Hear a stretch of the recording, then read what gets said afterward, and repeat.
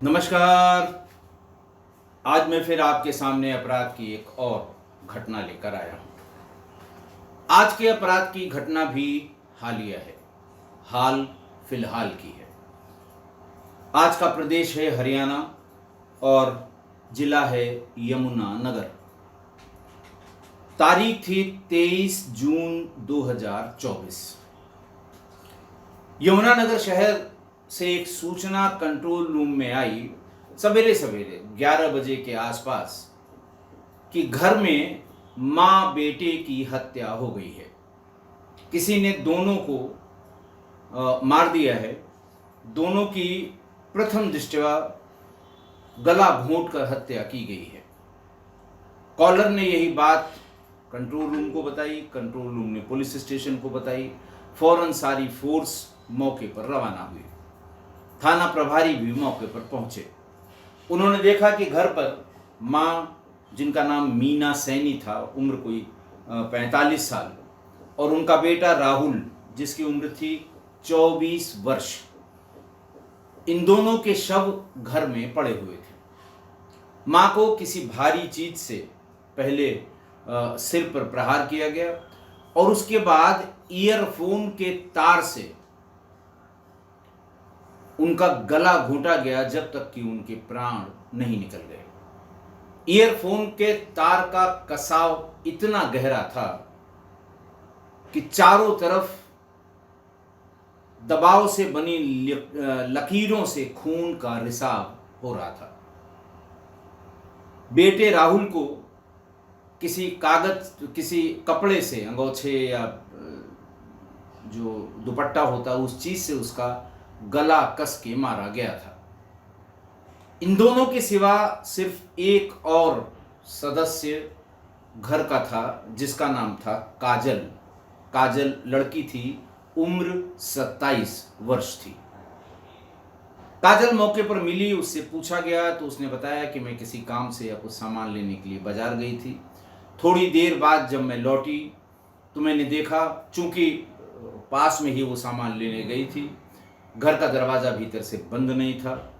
जैसे ही वो भीतर आई तो उसने अपने माँ और भाई की हालत देखी, शोर मचाया, पूरी कॉलोनी इकट्ठा हुई, पुलिस को खबर गई और पुलिस मौके पर आ गई।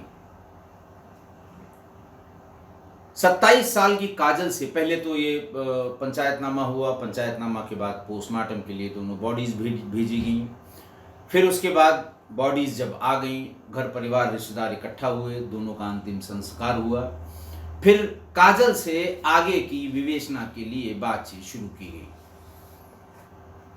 महिला पुलिस कर्मियों ने और थाने के प्रभारी ने बातचीत शुरू की। पहले कौन थे, क्या थे, कैसा था, और जैसे होता है ना शुरुआत में कि आपका नाम, पिताजी का नाम, भाई का नाम, बहन का नाम, और आपके कितने चाचा हैं, ननिहाल कहाँ हैं, इन सब चीज़ों का शुरुआत में ही जो इंट्रोगेशन की शुरुआत होती है, किसी के भी इंट्रोगेशन की और किसी एजेंसी से, तो पहले उसका जो इंट्रोडक्शन होता है वो इसी से किया जाता है। इस इंट्रोडक्शन में पता लगा कि माँ मीना देवी के 2 संतानें थीं। बड़ी संतान काजल और छोटा भाई जिसका नाम था राहुल। ये 2 ही संतानें थीं। बड़ी काजल थी और उससे 3 साल छोटा राहुल था। बाकी और जब परिवार की बात शुरू हुई तो काजल की मां मीना देवी अपने भाई बहनों में सबसे बड़ी थी। उनके 2 भाई और थे और एक बहन थी। एक भाई की शुरुआत में ही मृत्यु हो गई थी, दूसरा भाई शिवा था और एक बहन थी किरण। हुआ यह था कि नाना के मरने के बाद नानी ने अपने हिस्से की सब जमीन जायदाद या जो भी उनके पास मकान दुकान था, वो सब मीना के नाम कर दी। उनको ये लगा कि पति का देहांत हो गया है, मैं भी बहुत दिन तक नहीं चलूंगी, लेकिन उसमें एक क्लॉज डाल दिया गया कि मीना के सिवा बाकी सब अभी नाबालिग हैं और जैसे ही ये बालिग होंगे बराबर इनका हिस्सा बंटवारा कर दिया जाए। उसके बाद नानी की भी डेथ हो गई। इस बीच में पड़ोसियों ने और मीना देवी की बहन किरण ने ये बताया कि इनकी जो बेटी है काजल, उसने कभी लड़कियों की पोशाक पहनी ही नहीं। और मेरी बहन मीना देवी जो मरी हैं इस घटना में, इन्होंने दोनों बच्चों को लड़कों की तरह ही पाला। राहुल तो लड़का था ही, और जो लड़की थी इनकी काजल, उसको भी लड़कों की तरह पाला। तो शुरुआत में तो बहुत अच्छा है, बहुत ढेर सारे लोग ऐसे हैं कि लड़का लड़की सबको एक ही तरह का कपड़ा पहनाना, चाहे वो लड़कियों के कपड़े चाहे लड़कों के कपड़े।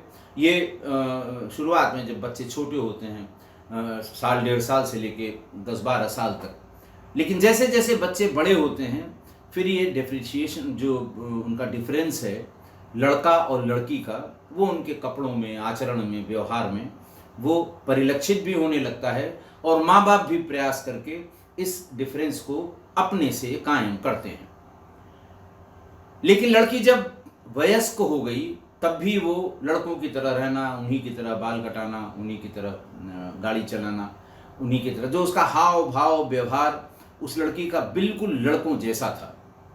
किरण बताती हैं कि बहुत बार किरण ने यानी उसने अपनी सगी बहन को और तमाम लोगों ने कहा कि भाई अब लड़की बड़ी हो गई है, अब उसका इस तरह से, उसका जो रहन सहन इस तरह से है, ये ठीक नहीं है।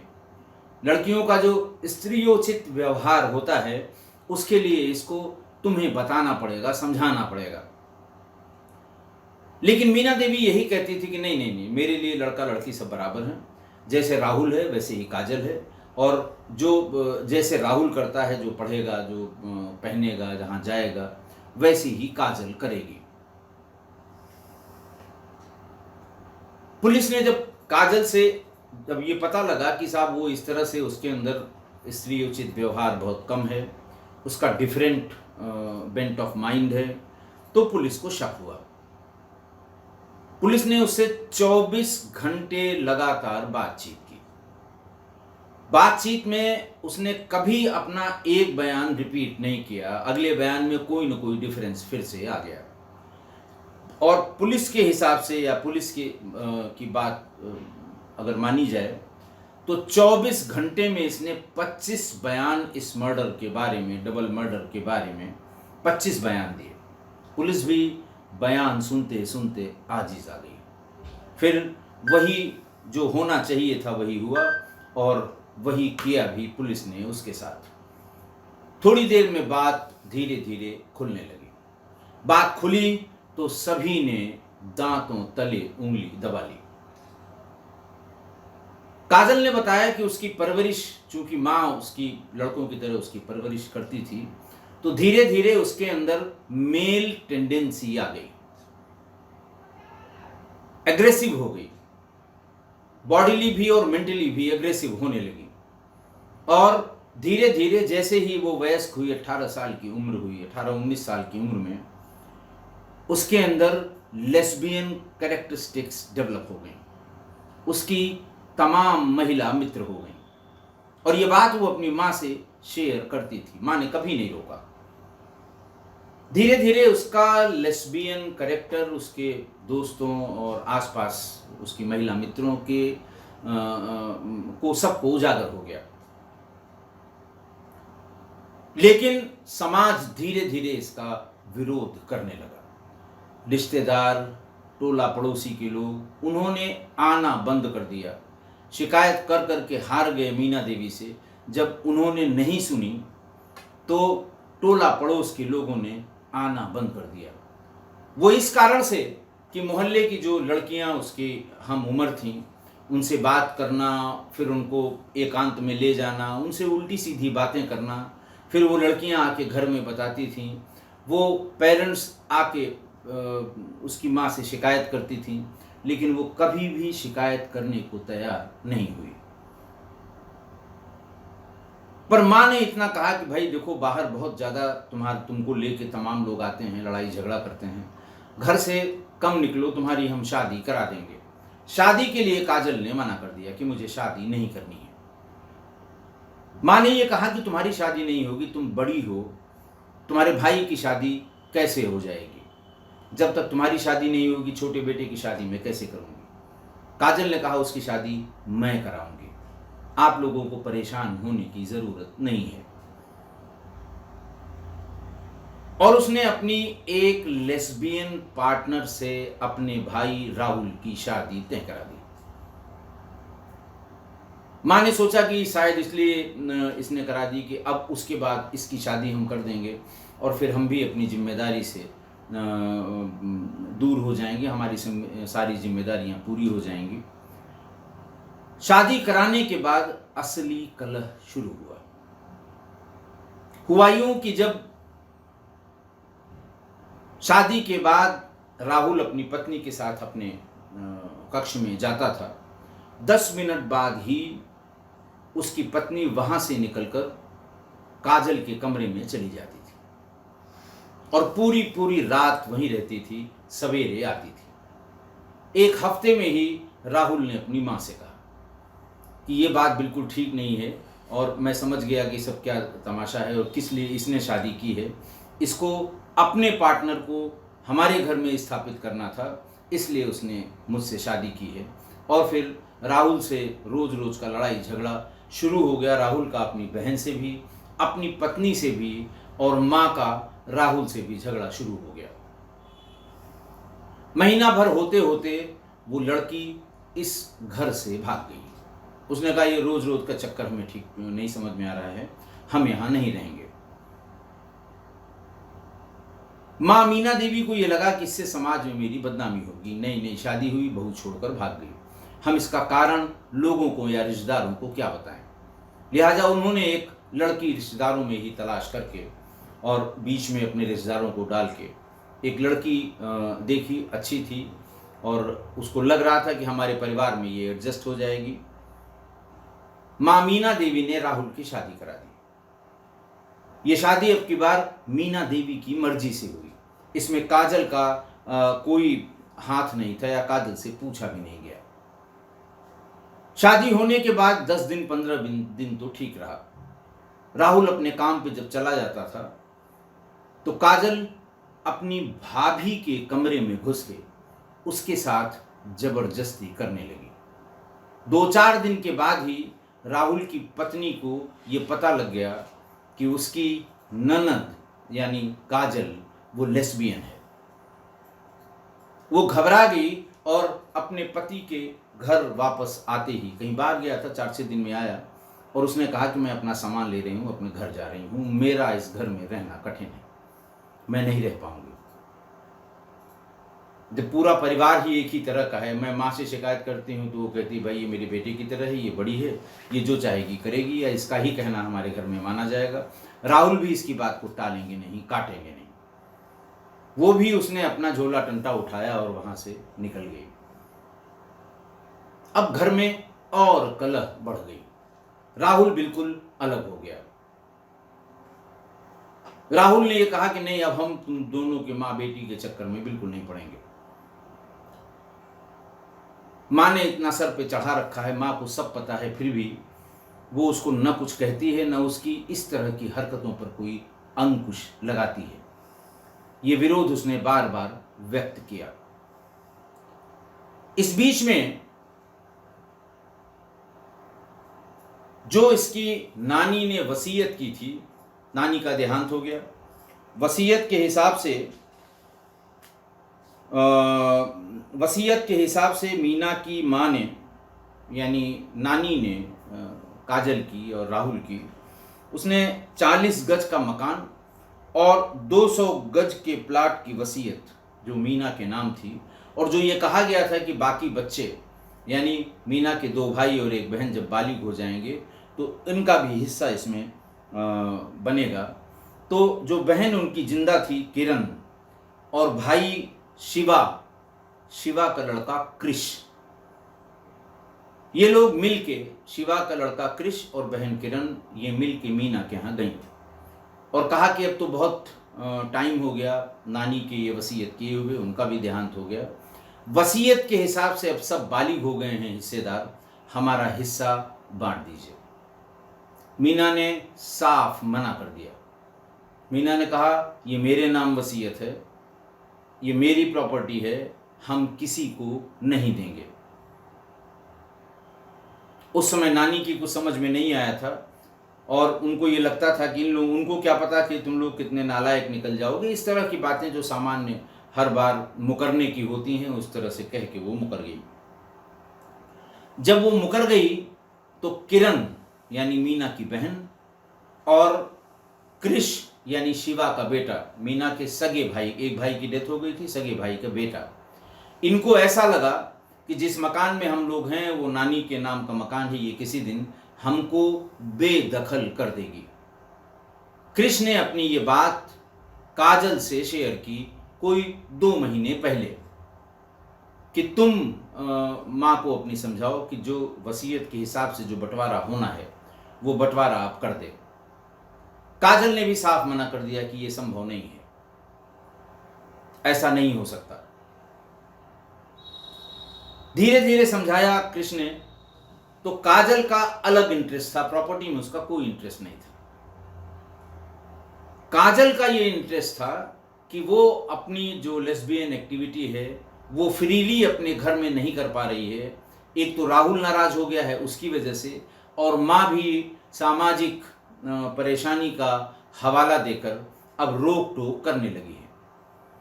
इसलिए इसको माँ को और भाई को अलग किया जाए अपने रास्ते से।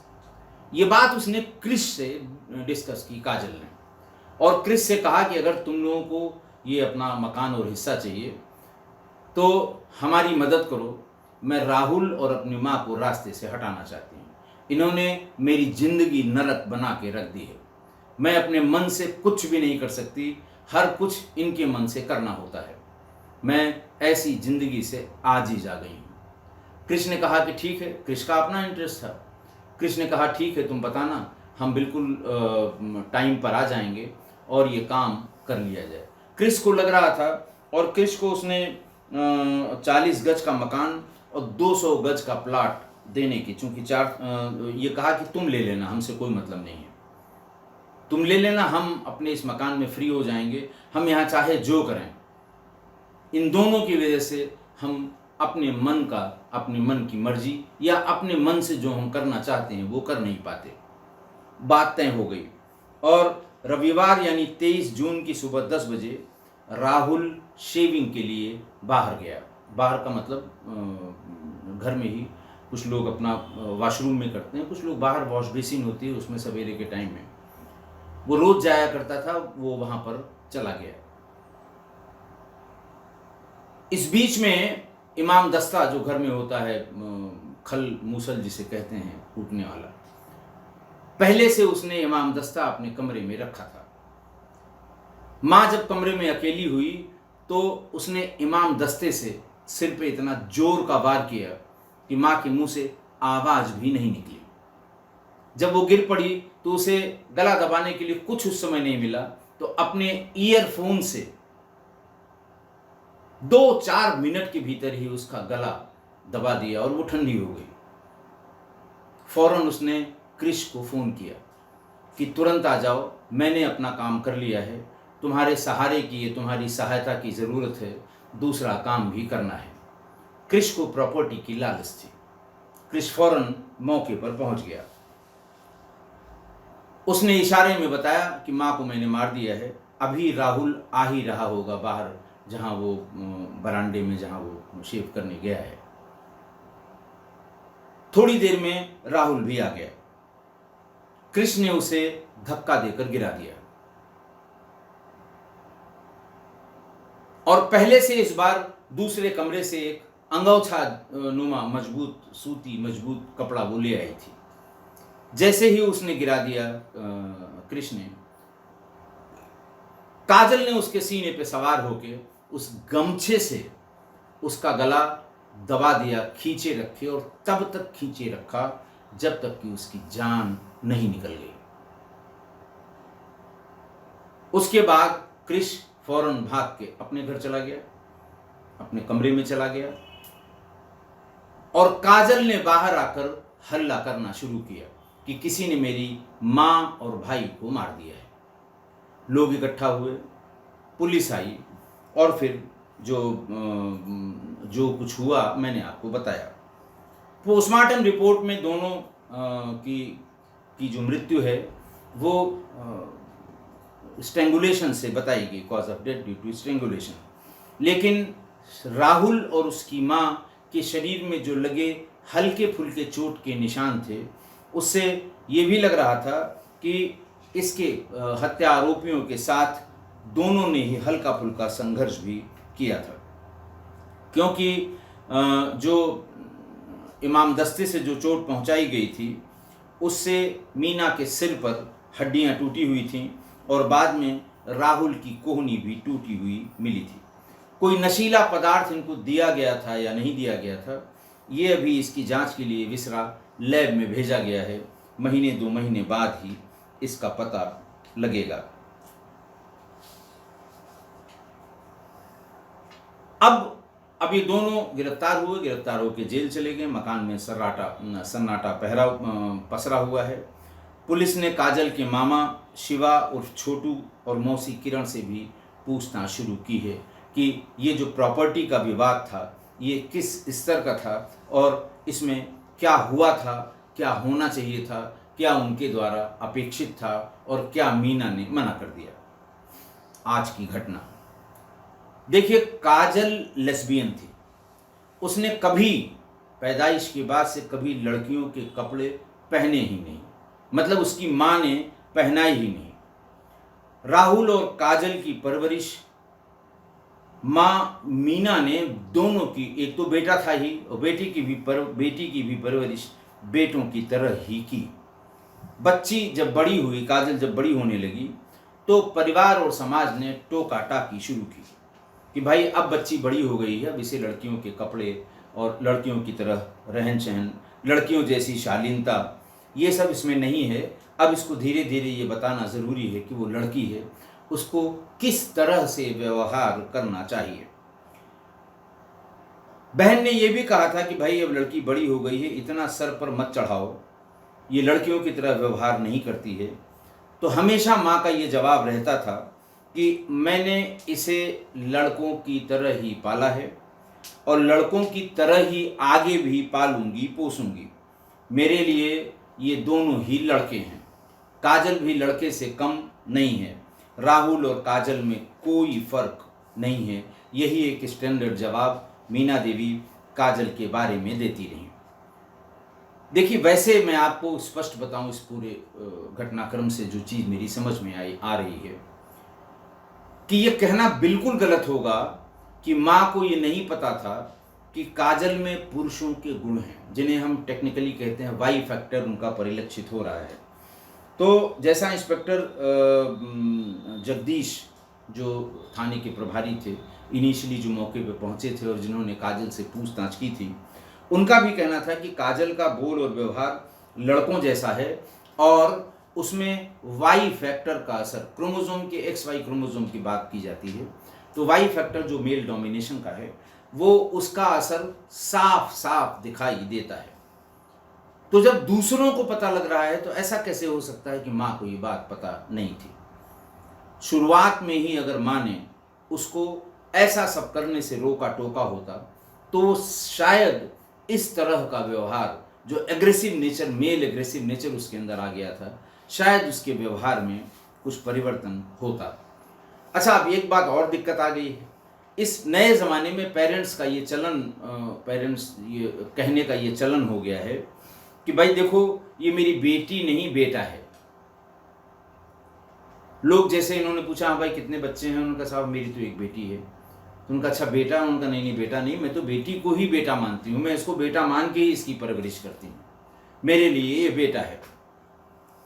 देखिए, और बहुत ढेर सारे पेरेंट्स कहते हैं कि साहब हमारे 2 लड़कियां हैं, 1 लड़का है, लेकिन भाई लड़कियां भी हमारे बेटों की तरह हैं, मैं मान के चलती हूँ, मेरे 3 बेटे हैं। बड़ा कॉमन हो गया है कहना ये और कहने का चलन भी। देखिए, सिद्धांत रूप में ये बात बिल्कुल सही है। अब न तो कानूनन इनमें कोई अंतर है, न अदरवाइज भी कोई अंतर, जो अगर आप इनको पढ़ाई लिखाई नौकरी इन सब परिप्रेक्ष्य में अगर कहें तो वाकई कोई अंतर नहीं है। जहां और ये इस परिप्रेक्ष्य में है कि जितनी शिक्षा लड़कों को है उतनी ही शिक्षा लेने का या देने का माँ बाप का जो अधिकार है वो लड़कियों के लिए भी है। आप उनकी तरह बिल्कुल बराबर उन्हें पढ़ाइए, उनको बराबर तरह से शिक्षित करिए। जहाँ मेल डोमिनेशन की सर्विस सेक्टर्स हैं, जैसे फौज में है या आर्मी में है या पुलिस में है या किसी भी यूनिफॉर्म फोर्स में है, अगर लड़कियों का उसमें जाने का मन है तो ये कह के उनको कभी मना नहीं किया जा सकता कि नहीं नहीं ये लड़कों का काम है, ये तुम्हारा काम नहीं है। अगर उनका मन है तो उन्हें और प्रोत्साहित करिए, उनको जाने दीजिए। अगर आप ये साफ दिल से कहते हैं कि हाँ मैं लड़के और लड़कियों में कोई अंतर नहीं करता या नहीं करती, उन्हें मत रोकिए कि नहीं नहीं नहीं नहीं वहाँ तो वो मेल डोमिनेशन का सेक्टर है, वहाँ जाने से कोई फ़ायदा नहीं है, तुम लड़की हो नौकरी नहीं कर सकती हो। इसका मतलब जो लोग कहते हैं कि मेरी लड़की लड़के के बराबर है, इसका मतलब ये है कि लड़कों को दिए जाने वाले सारे अवसरों में लड़कियों को लड़के की तरह ही प्रतिभाग करने दीजिए। अगर उसकी जाने की इच्छा है तो उसे बिल्कुल मत रोकिए। जैसे गांव में है बहुत, जहाँ गरीबी है, भुखमरी है, लाचारी है, फिर भी घर वाले लड़कियों से खेती का या मजदूरी का काम नहीं लेते हैं कि साहब ये लड़कियों का काम नहीं, ये लड़कों का है। मजदूरी भी उनको जहाँ ये काम करने जाती हैं लड़कों से कम मजदूरी दी जाती है कि साहब ये लड़कों का काम नहीं है, ये लड़कियों का काम नहीं है, लड़कों का काम है। तो वहाँ भी इन्हें रोकना नहीं चाहिए। जो काम ये करना चाहती हैं तो उन्हें करने दीजिए, लेकिन हमेशा ये ध्यान रखिए कि लड़कियों को लड़कों की बराबरी वाले काम अगर आप मतलब आपके मन में है कि लड़के की तरह है, तो लड़की के स्त्रीयोचित गुण और व्यवहार में कोई कमी ना आने पाए, ये भी पेरेंट्स और सोसाइटी दोनों की जिम्मेदारी है। वो बिल्कुल समान अवसर उनको मिलना चाहिए। आप जो कहते हैं कि मैं इसे लड़की नहीं लड़का ही मानता हूँ, बहू आती तो लोग ये कहते हैं नया चलन है, नहीं नहीं साहब ये बहू नहीं, मेरी तो बेटी है ये। तो बेटी, जिस तरह की बेटी को आप अवसर प्रदान करते हैं वही बहू को भी करिए। अपने घर में अपने बेटे को जितने अवसर दिए जाते हैं वही अपनी बेटी को भी दीजिए, लेकिन स्त्रीयोचित गुण जो लड़कियों का है और उनका जो उस हिसाब से व्यवहार है उसमें कमी नहीं आनी चाहिए, वरना फिर ये सामाजिक इम्बैलेंस सा हो जाएगा। और मीना ने यहाँ पर यानी माँ ने एकदम उल्टा ही समझा। लड़का लड़की बराबर करने का मतलब कि धीरे धीरे काजल के स्त्रीयोचित गुण खत्म हो गए और लेस्बियन कैरेक्टर उस पर हावी हो गया। माँ के सामने सब कुछ हुआ, माँ ने कोई टोका टाकी नहीं की। काजल ने सिर्फ इसलिए कि अब धीरे धीरे बाहर कहीं जाती थी, रात में लौट के आती थी, वहाँ कोई मेल नहीं था, खाली फीमेल था, तो आसपास के लोग अंधे नहीं हैं, या आसपास या जहाँ वो ऐसा हो रहा है वहाँ कोई बेवकूफ़ नहीं बसते हैं। सब जान जाते हैं कि क्या वहाँ क्या हुआ होगा। तो ये बात धीरे धीरे कई मुंहों से छन छन के कानों से आते आते पहुँच ही जाती है। तो थोड़ा माँ को तो बुरा लगेगा, बुरा लगता था, वो समझाने की कोशिश करती थी लेकिन वो नहीं मानती थी। माँ कहने लगी मैं शादी करा दूंगी, उन्होंने कहा नहीं पहले भाई की शादी होनी चाहिए।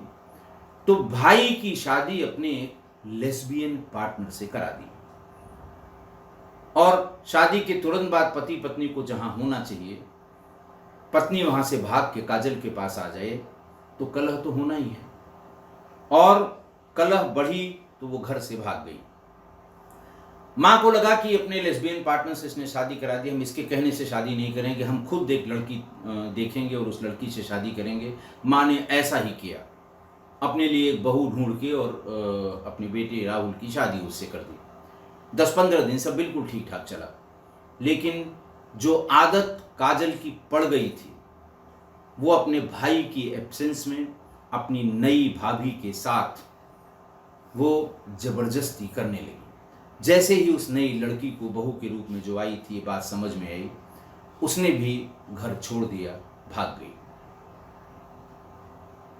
अब जैसे माँ और लड़की वो दोनों एक प्लेटफॉर्म पे आए और बेटे के साथ चूंकि ये अनर्थ हुआ, इसलिए बेटा भी उनसे रुष्ट रहने लगा, दूर रहने लगा और उन लोगों की इस तरह की हरकतों में टोका टाकी करने लगा। काजल को ये लगा कि जब तक मेरी माँ और भाई हैं तब तक हम जो चाह रहे हैं वो नहीं कर सकते हैं। तो उसने प्लान किया और प्लान करके अपनी माँ और भाई दोनों को मार दिया।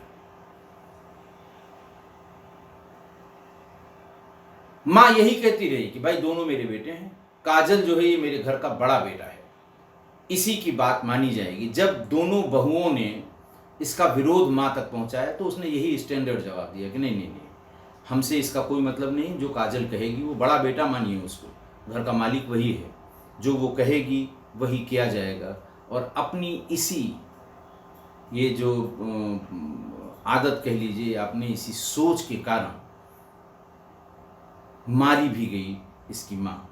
देखिए, संतान को एक लिमिट तक, संतान का मतलब लड़का लड़की दोनों से है, संतान को एक लिमिट तक ही लड़का लड़की के भेद से दूर रखना चाहिए। एक लिमिट तय कर दीजिए कि साहब इस लिमिट के आगे नहीं, और लिमिट के बाद अगर लड़की को लड़के की तरह या लड़के को लड़की की तरह आप ट्रीट करेंगे एक लिमिट के बाद, तो ये हमेशा दुखदाई होगा। आशा है आप मेरी इस बात से सहमत होंगे। आज के लिए इतना ही। बहुत बहुत धन्यवाद।